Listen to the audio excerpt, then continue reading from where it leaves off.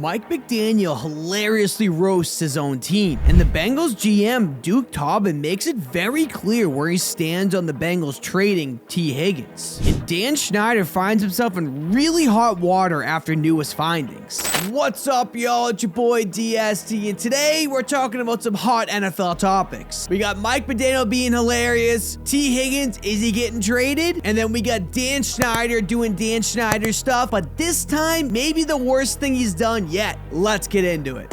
It's no surprise at this point. Mike McDaniel is a legend. The man is so insanely likable, and people just seem to want to play for him. And that is where the story starts with Jordan Poyer. A week or so ago, the defensive back on the Buffalo Bills, Jordan Poyer, spoke on his podcast about his upcoming free agency. He talked about being homies with Tua, talked about Mike McDaniel and how he loved him, and he also said this. Where would you go? I kind of ponder the question every once in a while. I'd love to go to a state that doesn't take half of my money. That has nothing to do with the city or the fan, nothing to do with any of that. I would love to go to a place where they don't take half of my money. And these comments went viral. And one of the reasons why they went so viral is because people instantly started thinking about how Tyreek Hill basically said the same exact thing last season. And ultimately said the reason why he chose the Dolphins over the Jets was the state taxes in New York. And if you didn't know, there's no state taxes in Florida. And naturally, someone needed to ask Mike McDaniel about this Jordan Poyer comment. So, during the scouting combine on Tuesday, Mike McDaniel was asked about Poyer, and McDaniel had a hilarious response about it. He says, "I'm not in the business of tampering," Mike McDaniel told the reporters. "We need all the draft picks we can get." And what he's referring to is last season, the Dolphins had to forfeit the team's first-round pick in 2023 and third-round pick in 2024 due to the penalties for violating the NFL's tampering policies. That's what you call a heads-up move by our guy, Mike McDaniel. As we all know at this point, the Cincinnati Bengals are absolutely stacked on offense. And that's what happens when you draft well, which is exactly what the Bengals did. They have a two-headed monster for receivers, Tee Higgins and Jamar Chase. Chase is a number one on basically 25 or so teams, probably even more, and Tee Higgins is a number one on probably 20 or so teams.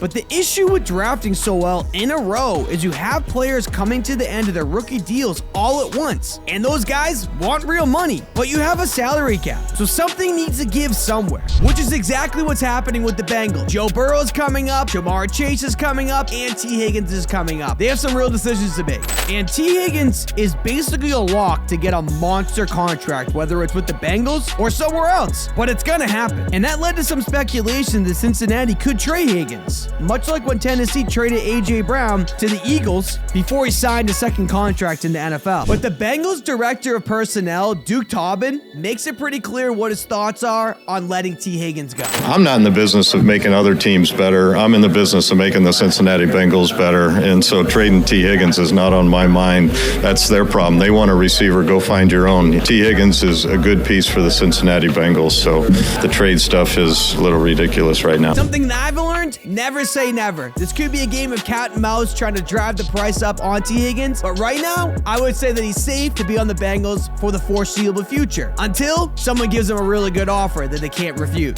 Another day, another Dan Snyder story. And this time, it could be the end of it. Dan Synder has announced he wants to sell the Washington Commanders. And both Amazon founder Jeff Bezos and Houston Rockets owner Tillman Fertitta both have interest in buying the Washington Commanders from Dan Snyder. But their potential bidding negotiations may not start unless the other 30 NFL owners vote to remove Dan Snyder beforehand. And this past week, a bombshell report came out. 3 former Commanders minority owners accused Snyder of fraud and misusing company funds after he took out a $55 million loan in 2020 without telling him about it, and using it as his quote-unquote secret piggy bank. And Commissioner Roger Gooddell then allegedly refused to investigate the fraud and misuse of funds when the partners pointed it out in an arbitration petition. And the investigation is being spearheaded by the FBI and IRS. Well, okay then. And it gets worse. These 3 billionaires, the ones that were working with Dan Snyder on a pretty consistent basis, alleged to the NFL arbitrator that their partner had possibly committed bank fraud. The source told ESPN, and the source says, "This is a jail time type of fraud. The NFL owes them as much as a fair shake as it owes Snyder. And the league had no interest in finding out what happened. They buried it and didn't investigate it and covered it up."